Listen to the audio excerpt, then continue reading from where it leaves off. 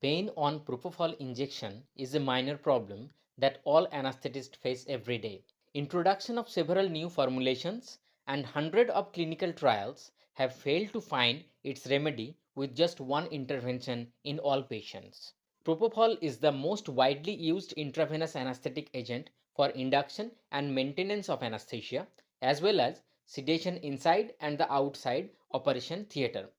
Propofol is almost an ideal IV anesthetic agent, but pain on its injection still remains a problem. The pain may not be a serious complication, but most patients remember it as one of the unpleasant encounters with anesthetist.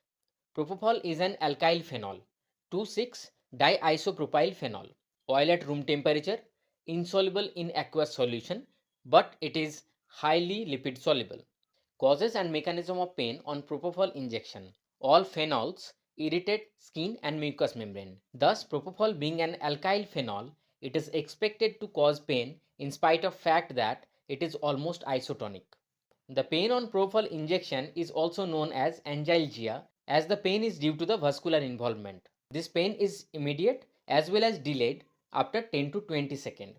The immediate pain is due to the irritation of the venous endothelium, whereas delayed pain is due to the release of mediators such as kininogen from kinin cascade.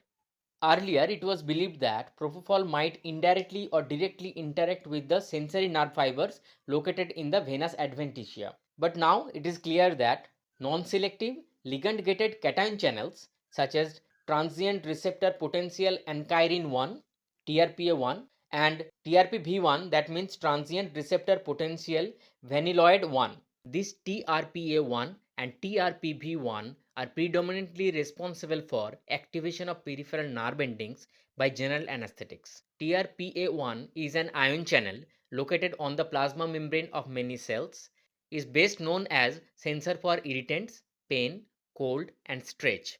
It has been shown that 97% of TRPA1 positive sensory neurons also express TRPV1 and 30% of TRPV1 positive neurons co-express TRPA1. TRPA1 and TRPV1 are the main mediators of propofol induced pain. These are responsible for release of neuropeptides. This release of neuropeptides from the peripheral and the central terminals of sensory neurons induces vascular leakage and dilatation, and this is contribute to neurogenic inflammation in the periphery and to central sensitization in the spinal dorsal horn. Propofol evokes a release of calcitonin gene related peptide that is a key component of neurogenic inflammation. Every year, a number of studies evaluating different remedies for pain on propofol injection are published. However, none of the reviews indicate elimination of pain in 100% of patients using only one intervention.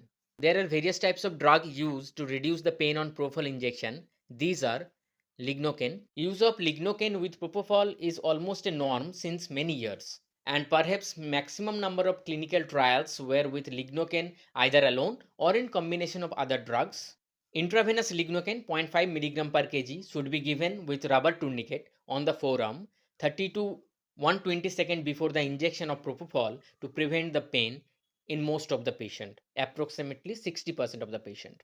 Ketamine, another effective drug that has been frequently used in several clinical trials, is ketamine.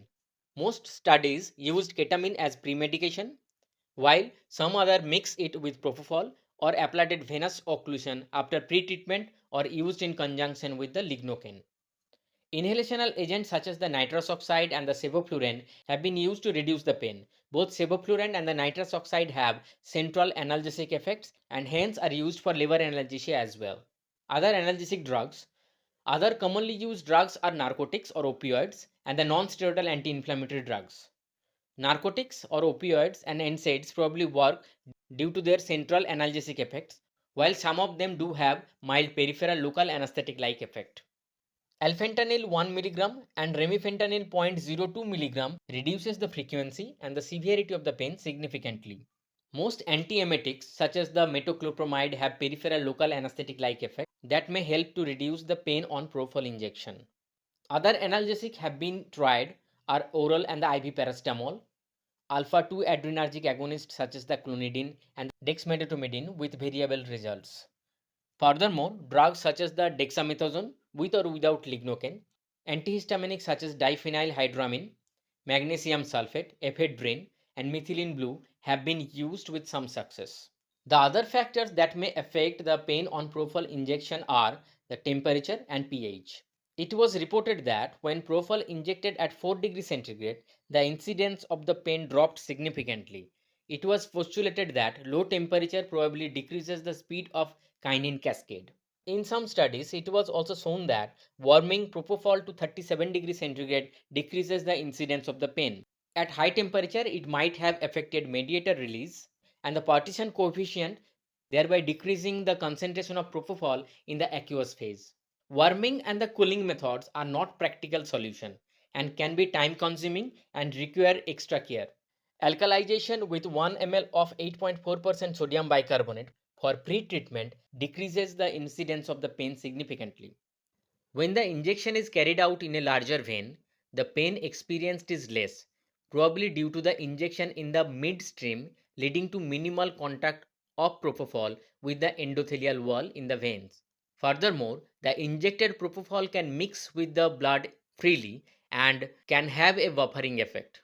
Speed of injection is also important. Slow injection causes more pain than the fast injection, since slow injection may increases the concentration and the duration of exposure of propofol to the vein wall, and rapid injection may clear the drug quickly from the vein and replace it with blood. Reducing the propofol concentration from 1% to 0.5% also decreases the incidence of the pain. This concentration may not be universally available, and also at this concentration, large volume of the propofol will require for induction of anesthesia and sedation. Thus, to conclude, pain on propofol injection is still a problem in today's clinical practice of anesthesia. Despite introduction of new formulation, the pain is due to the irritation of venous adventitia, leading to release of mediators such as the kininogen from the kinin cascade. Lidocaine and ketamine are the most commonly used drug to reduce the pain.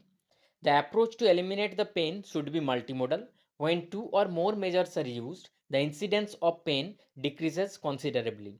Any regimen that include a drug having local anesthetic effect combined with central sedative or analgesic action and rapid injection into a large vein should definitely reduce the risk of pain on propofol injection to a negligible levels.